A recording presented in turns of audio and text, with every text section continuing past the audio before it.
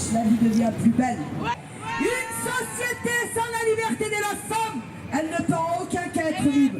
La liberté de la femme d'abord, et la société sera libre après. Pas le contraire. La liberté de la femme d'abord. Nous sommes le 24 novembre 2018, place de l'Opéra. Des pancartes Nous Toutes flottent dans la vague de manifestants qui s'apprêtent à marcher contre les violences sexistes et sexuelles suite à l'appel d'un collectif féministe. Le violet, couleur du féminisme, se glisse sur les affiches et les vêtements en guise de solidarité. Une solidarité que je retrouve dans mes interactions avec certains manifestants. Alors pourquoi vous marchez aujourd'hui ? Pour supporter les femmes qui se sont faites violer déjà, qui ont subi des violences sexuelles. Pas que les femmes, mais aussi les hommes, parce que c'est pour les violences sexuelles en général. Ouais. Je pense que c'est important. Et puis on est toutes un peu concernées, on vit toutes autour de Paris. Et on a toutes été dans des situations où on se sentait comme une proie. Et c'est très très important de faire valoir notre parole et de montrer que on est unis face à ça et qu'on peut faire changer les choses. Merci beaucoup les filles. Vous avez quelque chose à rajouter ? Non ? Moi je veux juste approuver sortir la nuit. J'ai l'impression d'être une gazelle et d'être dans la jungle en fait. J'ai l'impression qu'on va me sauter dessus et c'est horrible. Je veux que ça s'arrête.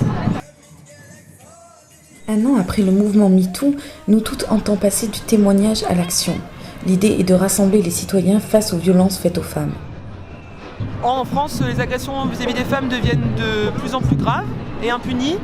J'ai plusieurs copines qui viennent d'autres pays étrangers, qui viennent en France et qui me disent qu'elles ne se sentent pas en sécurité ici. Donc on commence à devenir un pays qui fait peur aux femmes, puisque les hommes se sentent impunis dans leurs agressions, quelle que soit leur classe sociale, quel que soit leur âge. Et nous avons besoin de marcher, montrer notre unité, que nous sommes fortes, et que nous protégerons nos sœurs, et que nous continuerons jusqu'à ce que nos droits soient respectés en tant qu'êtres humains égal aux hommes.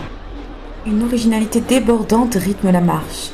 Des pancartes révélatrices, humoristiques, sarcastiques ou encore dénonciatrices s'élèvent contre le patriarcat et les violences sexistes. Je marche d'abord parce que je suis féministe et que l'égalité entre les femmes et les hommes c'est quelque chose qui me tient à cœur, mais plus particulièrement les violences sexuelles qui sont faites aux femmes.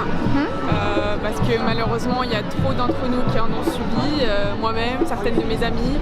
Et donc, voilà, j'ai envie de marcher pour que ça change, pour que les lois changent, pour que les délais de prescription disparaissent, parce que les traumatismes, les blessures, eux, ils ne disparaissent pas. Pour aussi qu'on parle de féminicide quand il y a une femme qui meurt parce que c'est une femme. Qu'on change la façon dont on voit les violences sexuelles, dont on voit le viol, le harcèlement de rue, parce qu'on voit qu'il y a toujours ces débats, et même parfois des femmes. On a vu des tribunes de femmes récemment qui finalement disaient que c'était pas si grave. Donc je pense que pour toutes ces choses-là, c'est très important qu'on marche et qu'on marche tous ensemble. Et je vois aussi qu'il y a plein d'hommes aujourd'hui et ça me fait vraiment plaisir, même si en même temps j'ai pas envie de leur dire que c'est des héros, c'est juste des gens normaux qui considèrent que les femmes c'est des êtres humains et pas des objets. Donc finalement ça devrait être la norme, mais c'est quand même cool. Et puis même pour nous c'est une source de empowerment, d'être tout ensemble avec nos pancartes, nos slogans et de marcher ensemble.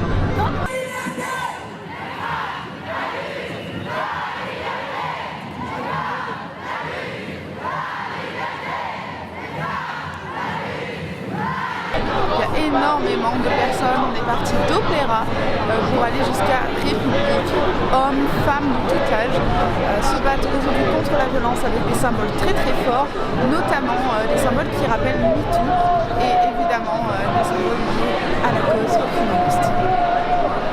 Le défilé prend fin à République. 50 000 personnes ont marché dans tout le pays, 30 000 à Paris. La plus grosse mobilisation féministe connue en France selon son instigatrice Caroline de Haas. Un moment historique qui libère davantage la parole.